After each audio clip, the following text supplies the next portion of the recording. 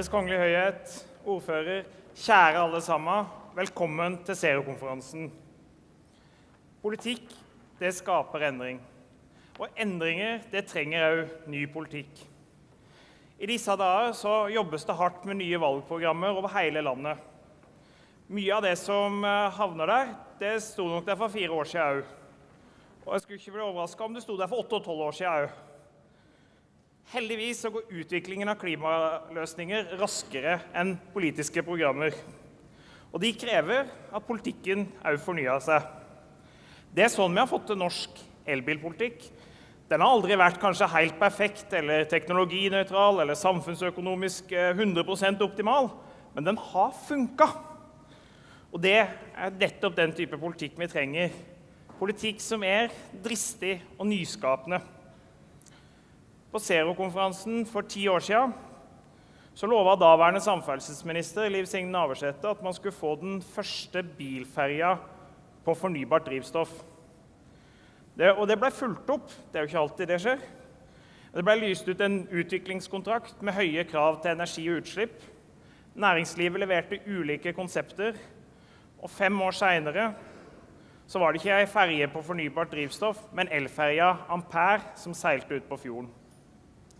Det kunne blitt bare med det, men Stortinget fulgte opp, satte nye mål, nye krav om at man skulle fase ut fossilt drivstoff av ferjesektoren. Og i dag så er det over 70 nullutslippsferjer på vei, og vi har snart erstattet en tredjedel av det fossile drivstoffet i ferjedriften.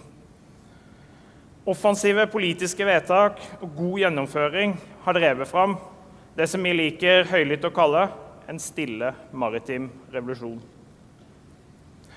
Klimadebatten kan ofte bli litt redusert til en avgiftsdebatt. Og når jeg hører på, så kan det høres ut som noen tenker at avgiftsformålet det er først og fremst å plage folk. Men samtidig så kan små endringer skape nye forretningsmuligheter for grønne løsninger. Denne høsten så åpnet verdens største anlegg for flytende biogass. For ressurser vi ikke visste vi hadde, kom det drivstoff og gjødsel, og flere nye produkter er på vei. Det er i ferd med å revolusjonere flere bransjer. Det har skapt ny konkurranse i markedet og gitt nye grønne arbeidsplasser. For at det skulle skje, så var det en utfordring at fossil gass var mye billigere enn det fornybare alternativet. Det var avgiftsfritt. Men innføringen av en avgift på fossil gass ble derfor et viktig bidrag for å skape det markedet og realisere ny industri. Heldigvis, tida for avgiftsfritt fossilt drivstoff er nå forbi. I Zero så jobber vi for å bli kvitt de fossile løsningene, for å knuse de barrierene som må til for å løse klimautfordringen. Både de små og store barrierene, de lette og de vanskelige. Men vi klarer ikke det alene. Vi trenger politikere som utfordrer hva som er mulig, og som ikke aksepterer det første gang man får beskjed om at nei, det blir litt krevende å få til. Vi trenger både private og offentlige aktører som utfordrer grensene om hva som er mulig, og lanserer nye spydspisser som vi kanskje ikke hadde trodd var mulig å få til. Og så trenger vi alle dere som jobber jevnt og trutt hver eneste dag med et klart mål, en klar visjon må være en del av løsningen. Dere som finner utfordringene, og som er med på å løse det. Zero-konferansen det er et verksted for å skape endring og finne løsninger. Og på dette verkstedet, og i dag, så er det dere som er verktøyet. Så derfor vil jeg veldig gjerne ønske dere en sabla god arbeidsøkt og en god Zero-konferanse.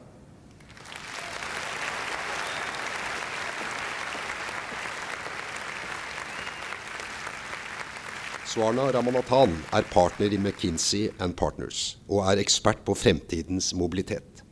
Hun skal fortelle oss om hvordan ny disruptiv teknologi påvirker transportsektoren. Ta henne vel imot.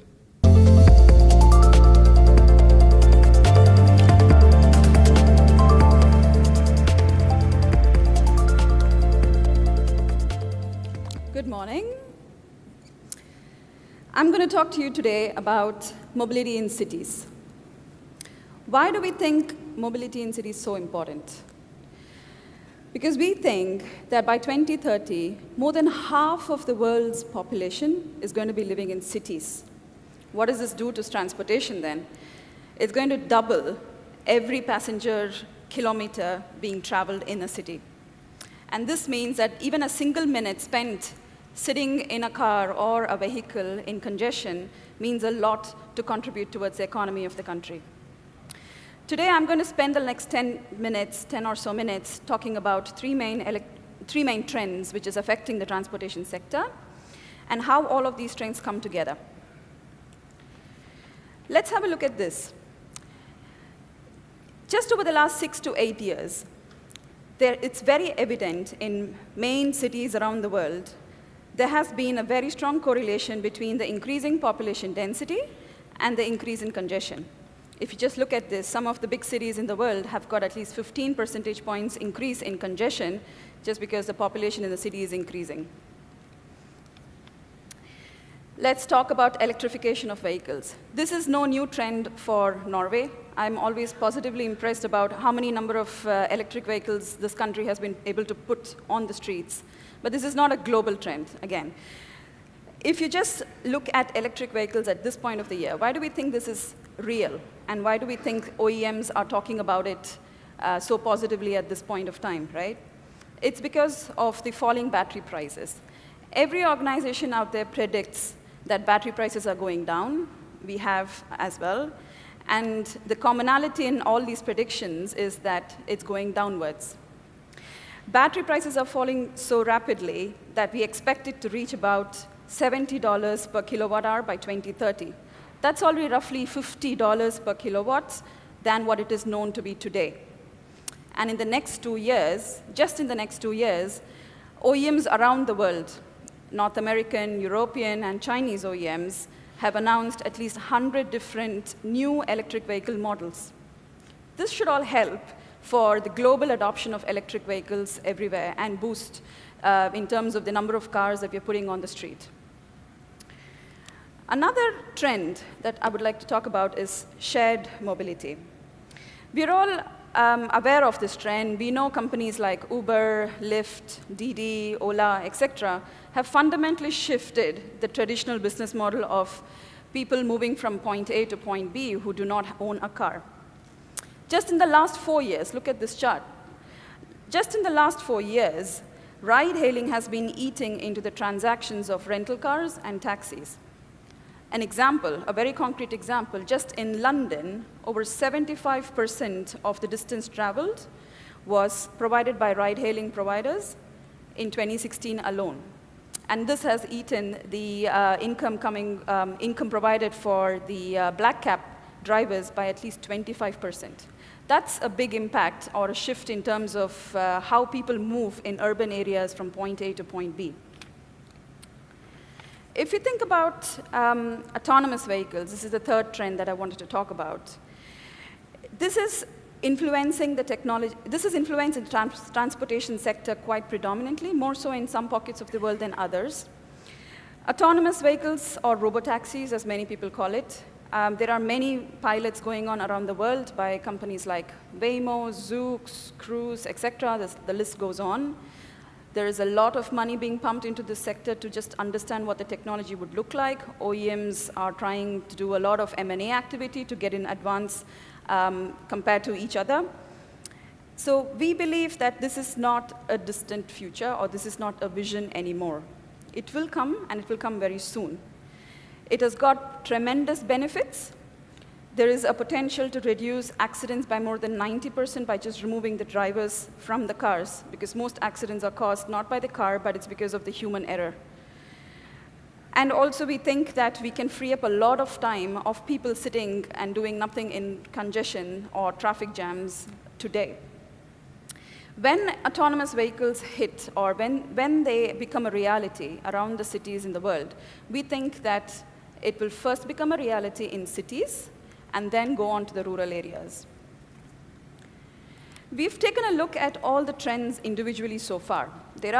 We can say that the key trends are autonomous vehicles, electric vehicles, and shared mobility. There are a few other trends on the periphery which get impacted, like IoT or infrastructure, public transportation, etc. But if we look at it in a siloed manner, I think there is something that we'll miss out. We have to take at it in a more integrated perspective because there are overlapping effects as well.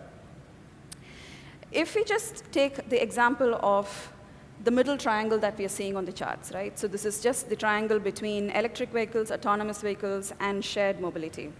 And look at the impact of each other. Higher mileage offers a better economic attractiveness for electric vehicles. That means that if you're going to be an Uber driver or a Lyft driver who's going to be driving your car predominantly the whole day, it's better if you have an electric vehicle, not an ICE-powered vehicle. An autonomous vehicle, which is going to be used for shared mobility, reduces the cost of travel per mile drastically just because you're removing the driver from the equation. Again, another relation, autonomous vehicles are likely to increase mobility consumption, which in case, again, electric vehicle is better if you look at the total cost of ownership. So the impact of these trends are quite profound when you look at it with each other, in a relation to each other, and not look at it just siloed. What do we do with all these trends? How is it going to come together in a city? We did a quite in-depth analysis. We took more than 2,000 cities in the world, and we classified them along two axes. Pretty simple, density, population density, and GDP per capita. What do we see? So if you classify cities along these two dimensions, if you look at the bottom right, high density and low GDP countries, this is where we expect electric vehicles and shared mobility will have a higher impact because there is an urgent need to reduce congestion and reduce or improve the air quality, although autonomous vehicles might be a little bit of a lag over here. Top left, lower density and higher GDP countries, cities, we expect electric vehicles and autonomous vehicles to have a higher impact than shared mobility because fundamentally in these cities, which are suburban sprawls, cities like Sydney, Houston, etc., people will have more space to own a car but also have multiple cars, so they may not be in urgent need to use shared mobility as a per se. Top right, high density and high GDP. This is a scenario we call seamless mobility, and we expect all the three trends to have a very disruptive role. Seamless mobility, where people can move from point A to point B using multimodal transport, and we expect there will be an uptake of electric vehicles. Not only that, but also autonomous vehicles. In a world like this, we expect the transportation actually enables growth of economy of the country and the city itself, instead of it being a hindrance. The largest benefits of such a city would be saving time and reduced congestion and improved air quality. But the introduction of all of these technologies together have to be very carefully coordinated because you won't believe it, there can be a reverse effect of increased congestion if you just introduce all of them without having a coordinated effort. Hence, to have or to deliver the best of the best system in terms of a seamless mobility system, we think there are minimum 3 things that we can help to achieve this. One is to take a system-level approach to mobility, which means we do not focus on just moving point A to point B in using just one mode, but let's take a more holistic picture and see what's the best way to move a person from point A to point B. Is it going to be just public transportation, or is it going to be a combination of few things? Is it going to be ride-sharing, etc.? So let's take it a more holistic approach to it. Let's have a planned, coordinated introduction of technology.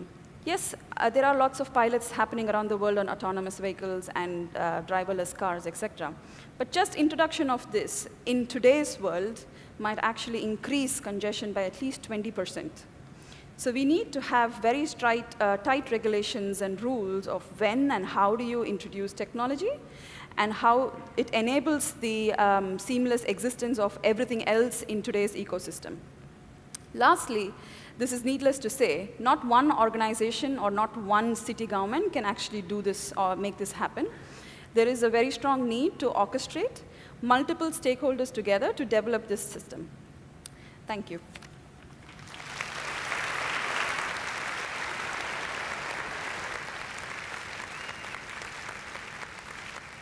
Hvilke konsekvenser fikk Dieselgate for verdens bilpark? Og hvordan kan Europa sette fart på den globale utrullingen av utslippsfrie kjøretøy? Vi ønsker Greg Archer fra Transport and Environment velkommen på scenen. Gi han en varm applaus.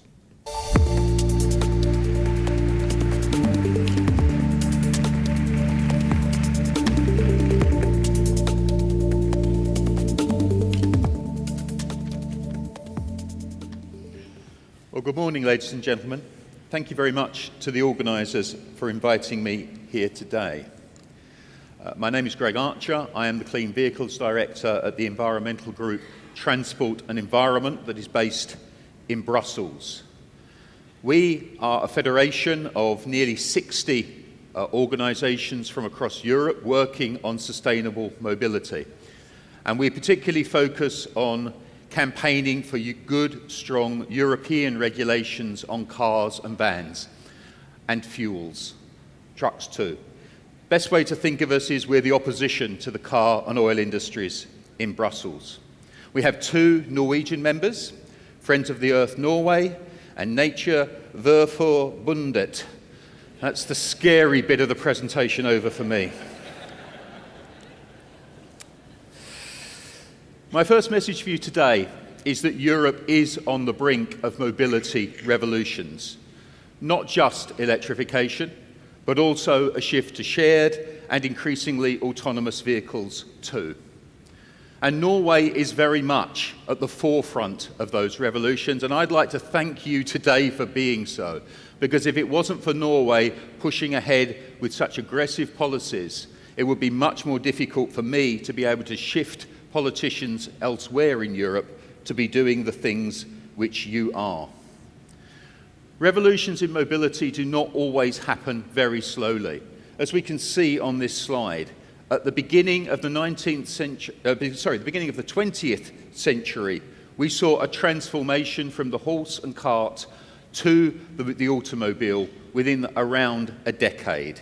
I believe we will see a similar thing happen in the mobility revolutions happening today in the next 10 years or so. At present, the market for electric vehicles across the rest of Europe is growing very strongly, but it remains niche. There was 42% growth in plug-in vehicle sales in the first half of this year compared to last year.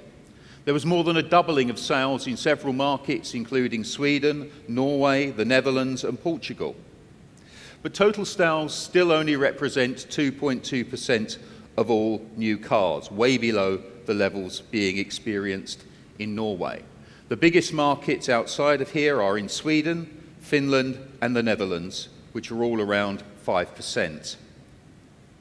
But half the countries in Europe still sell less than 1% of plug-in vehicles. At the present time, the market in Europe is divided fairly evenly between plug-in hybrid vehicles and full battery electric vehicles. But that masks very big differences between individual countries, largely dependent upon the incentive schemes which are in existence. So in particular, the UK has 3/4 of its sales as plug-in hybrids, although they've just removed their grants for those vehicles, so we expect to see a shift to battery models in the near future. A shift to electrification is one change that's happening in the automotive sector at the moment, but another big change is a shift away from diesel. And the Dieselgate scandal has had a profound effect upon the market in Europe. From 2005 onwards, for 10 years, more than half of the new cars sold were diesel. Now the market has shrunk to just a third of new car sales, and it looks very unlikely to recover. A survey recently undertaken by Ipsos Mori for Transport and Environment found that 69% of citizens said it's not too likely or not at all likely that their next car will be a diesel. Now, the reason for this are mixed and variable. Car buying is not just a rational decision. It's a very emotional choice for many car buyers. And the systematic cheating that the Dieselgate scandal has exposed means that many people simply don't want to choose a diesel car anymore. 4 in 10 consumers particularly cite air pollution concerns as a reason why they're turning away from that technology. There's also a decline in second-hand values of diesel vehicles, and leasing costs are going up because of those poor values. We also know that many people feel very aggrieved that they haven't been compensated by the companies for the costs which they are now incurring. But along with a shift away from diesel, we're also seeing growing consumer confidence about electrification. Our survey found that 40% of respondents said it was somewhat or very likely that their next car would plug in. And this is clearly a very positive sign that the market is there if automotive manufacturers really supply the vehicles and start to market them attractively. Other changes are also going to depress the market for diesel in the future. The costs of diesel after treatment systems are rising because of better tests. It's clear now that we will not see a global market for diesel around the world. And because of this, many manufacturers, including Toyota, Fiat and Volvo, are moving away from diesel and announcing they don't plan to supply diesel in the future. Diesel is in terminal decline. Gasoline, I believe, will follow. The future will be electric. But the current market, as I'm sure many of you are aware, is very constrained by supply and a lack of availability of vehicles into the market. The price of vehicles remains far too high, despite big reductions in the costs of batteries, largely because these vehicles are being manufactured in such small volumes in Europe at the present time. There's also an incredibly limited choice of vehicles really available, almost none of them being displayed in showrooms around Europe. And if you go into those showrooms, then the dealers try to sell you a conventional vehicle, not the electric model that you go in to ask for. That's because the dealers are not being incentivized at the present time to sell those cars. Surveys done by T&E show there's minimal marketing of electric vehicles, just 1 to 2% of all marketing spend. Not trying to create a new market for electric vehicles, but simply responding to the small market which is already there. And we know that some of the early models had very limited ranges that were also not attractive to consumers. But we also know that things are going to change very rapidly in the next 18 months. And that change is going to be driven by European regulations that come into force in 2020 and 2021 in order to require vehicle manufacturers to achieve 95 grams per kilometre on average in terms of the CO2 emissions from new cars. When that target was agreed back in 2014, it was considered to be stretching but achievable. But since then, there's been significant changes in the market and the regulations that have made it harder.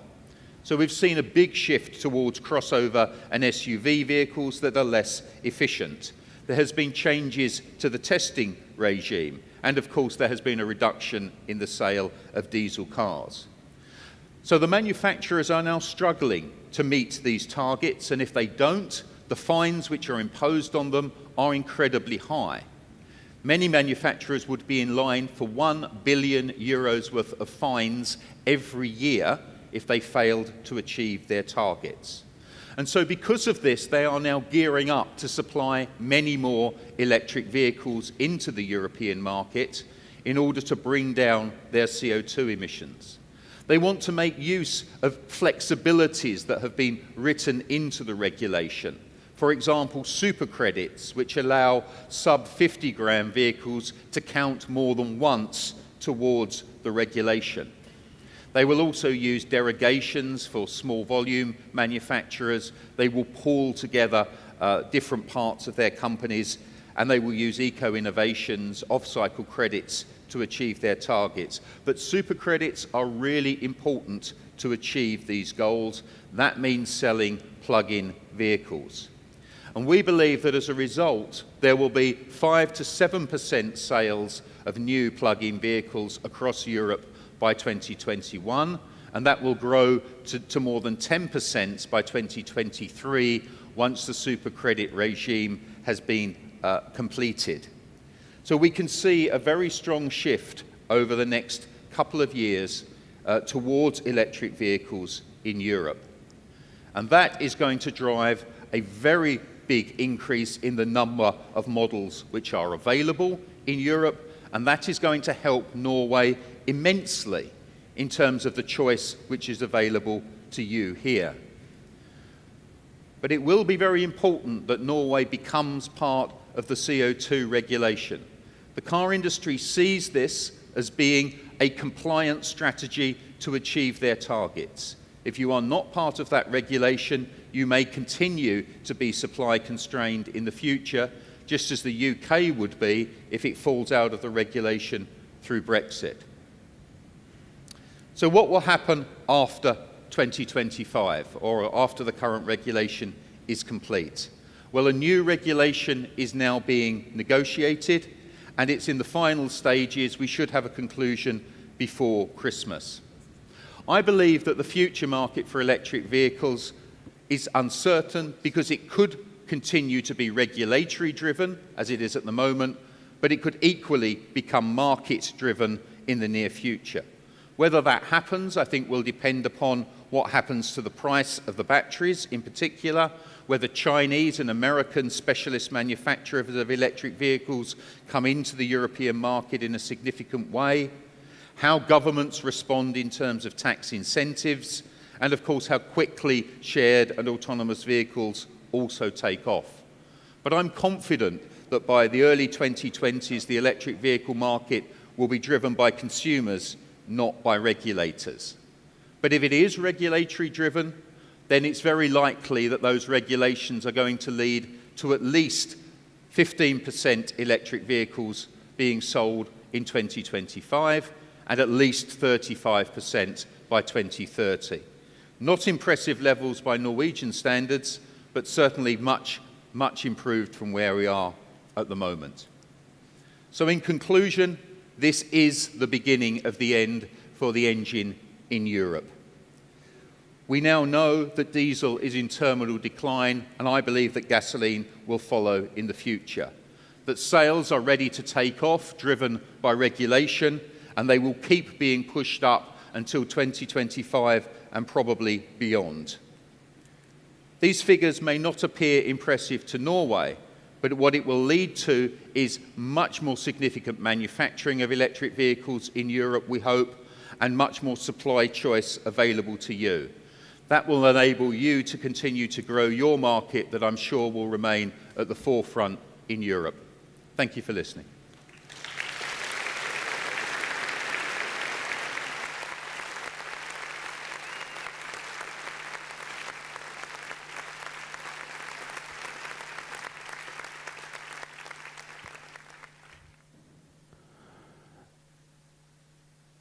Hvordan får vi fart på det globale elbilskiftet? For å diskutere dette videre inviterer vi Swarna Ramanathan og Greg Archer til samtale på scenen.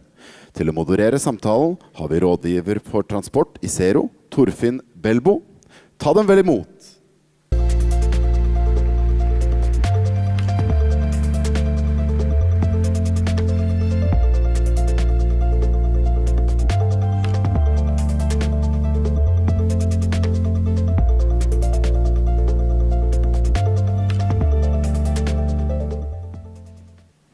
Your Royal Highness, esteemed guests, as we've heard from the speakers here today, we are in the early stages of a major transition in the car industry globally.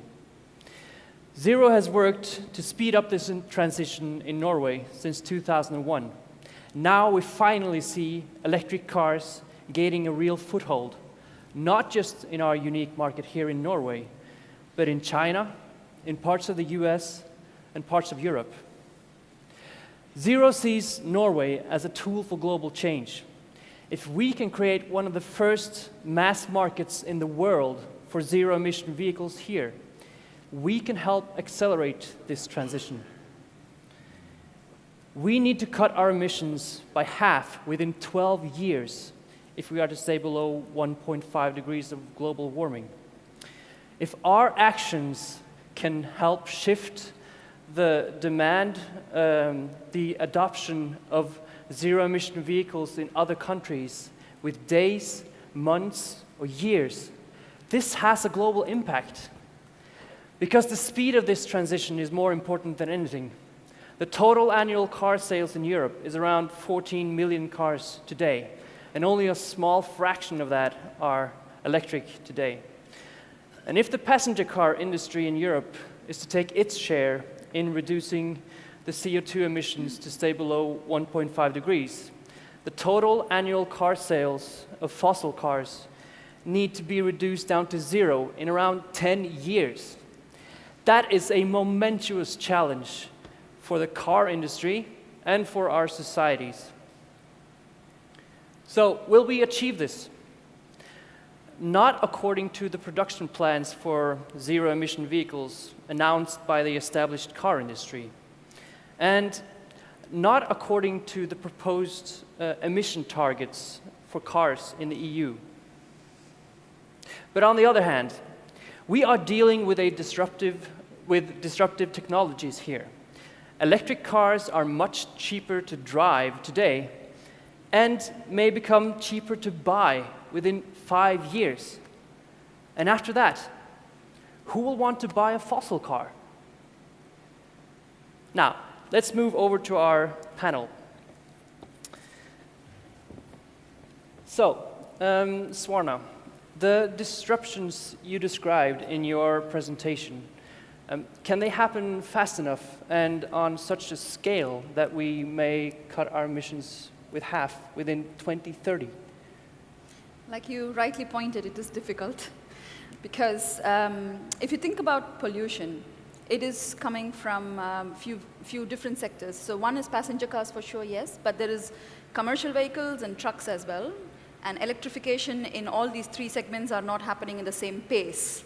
For surely it's much faster in passenger cars, much slower in commercial vehicles, and trucks a little bit far out as well. And if you think about cutting down emissions by half in the next few 10, 15 years, think about the installed vehicles on the street today. Even if we move towards 100% of new car sales being electric vehicles by 2025, you still have about 1 billion cars which are ICE on the street around the world. You cannot just wipe them off overnight and make them all electric vehicles overnight. So I think it is going to be a tough challenge. It's going to be a challenge. Yes. Greg, do you have any comments to this? It's undoubtedly a huge challenge. I mean, from our perspective, we really think that Europe needs to have sold its last internal combustion engine car by 2035 at the absolute latest, if we're going to be online for 2 degrees, if we want 1.5 degrees, even earlier than that. So the realities are that we have 15 or just over 15 years to bring an end to internal combustion engine sales. And at the present time, I don't think the car industry is in any way in the place to try to do that or thinking seriously about trying to meet that challenge. And I think our regulators in many countries are very fearful of the implications of such a rapid transition and holding back from what actually needs to be done. Yeah, I'm going to follow up with a question to you. When EVs achieve price parity with fossil cars, they are, as I mentioned, also vastly cheaper to operate and maintain. And the experience from Norway is that this will disrupt the market for fossil cars pretty fast. Are the car manufacturers prepared for this transition once this happens in other countries as well? I think different manufacturers are in different states of readiness, but I don't think any of them at the present time are really geared up for what needs to happen. So we have Nissan Renault who are clearly at the forefront of this. I think Volkswagen are trying to catch up very quickly. But we have many manufacturers who are way behind the curve. I would particularly mention Peugeot Citroën as being way behind where they need to be on this particular issue. And you have some manufacturers like Toyota that still seem to be dabbling in hydrogen, whereas the rest of the market is clearly shifting for cars towards battery electric solutions. So no, I don't see as an industry that they're nearly ready. Okay. So, Mckinsey, you are, sorry, Swarna. Mckinsey is, Synonymous. sorry, Swarna. Mckinsey is following the car industry closely. What are the main obstacles for them for a fast ramp-up of production of zero-emission vehicles to serve increased demand and to meet these targets? I can think of a few of them. Like Greg mentioned in his speech, I mean, if you take a survey of people today, it's about just 40% of the people who actually think they might think of buying an electric vehicle next, right? That's not enough. So, I mean, we have to do a lot more to make sure that consumers shift their mindset to saying that, yes, I'll go and buy an EV because it is the best for me. I don't think we are there yet. There are still people who think about range anxiety. There are still people who think about, oh, it's a new technology. Will it be good enough for me? Should it just be a second car? Can I make it my first car, etc.? So there's a lot to do in terms of making sure that people are actually bought into this.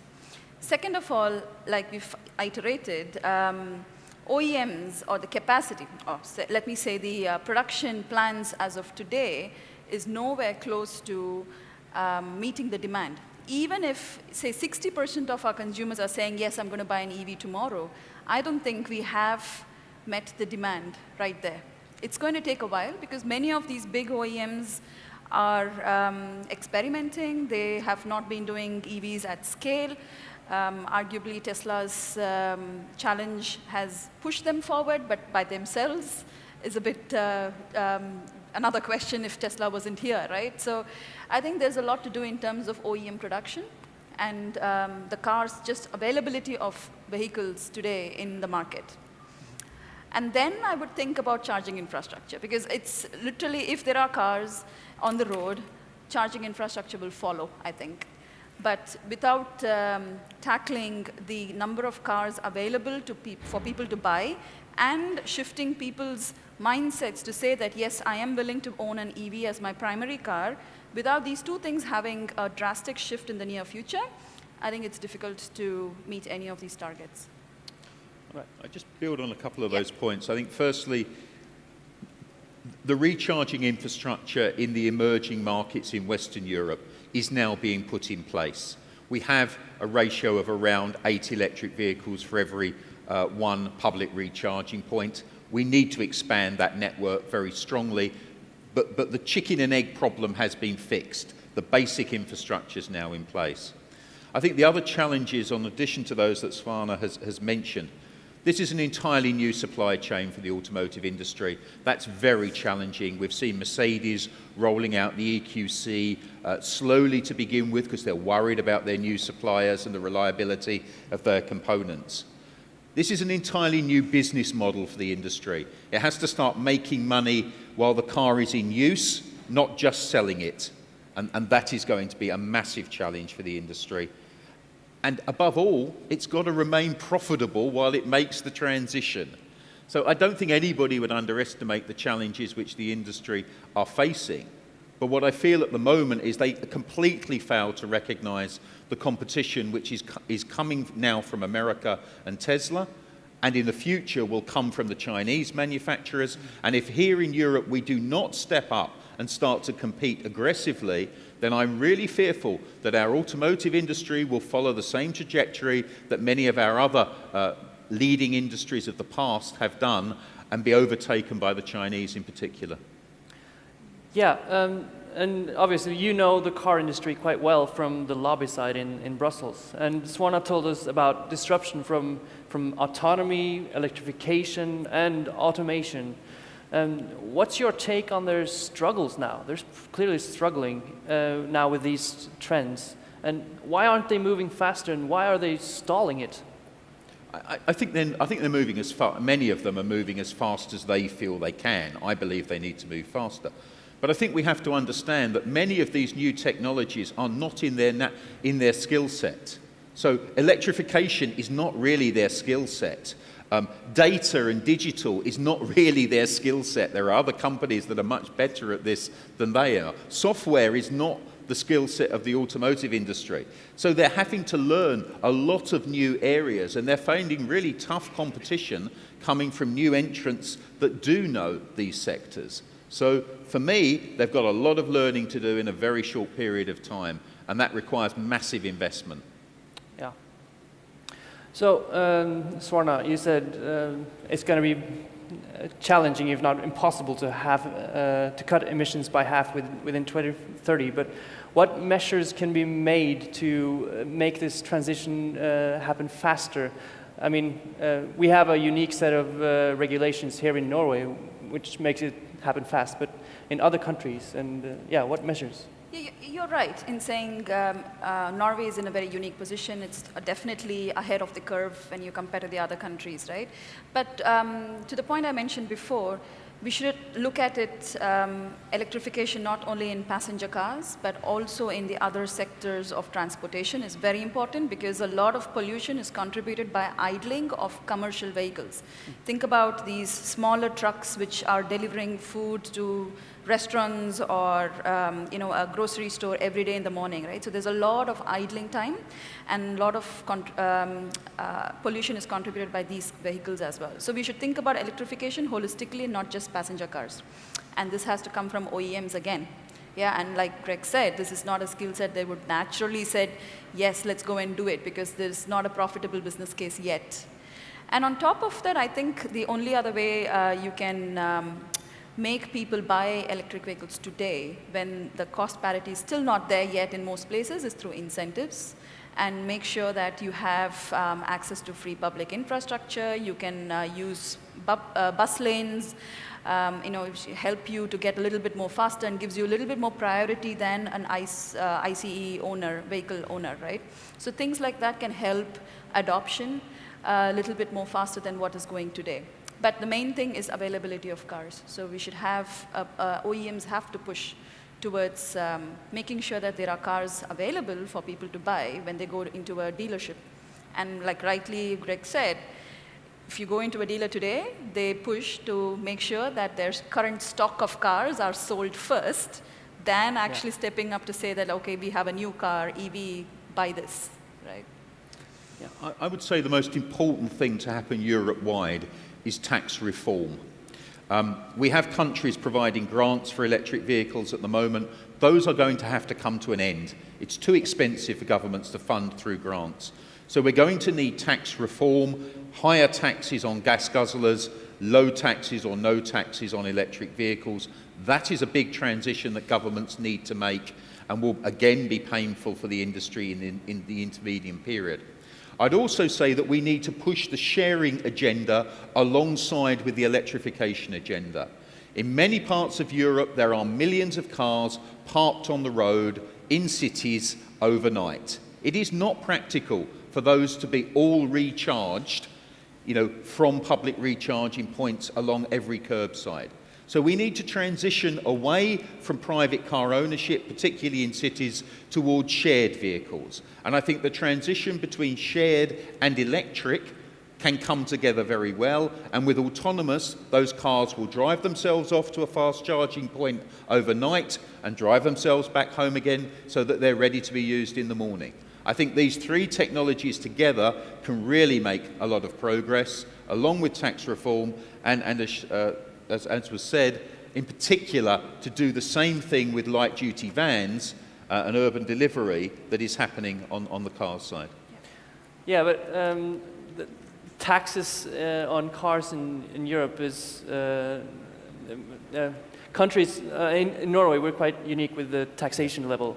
Do you think other countries will be willing now to impose such regulations in light of the new report from the IPCC and the urgent need to cut emissions? Governments have to reform taxes anyway because of the introduction of the new real-world tests and the WLTP test.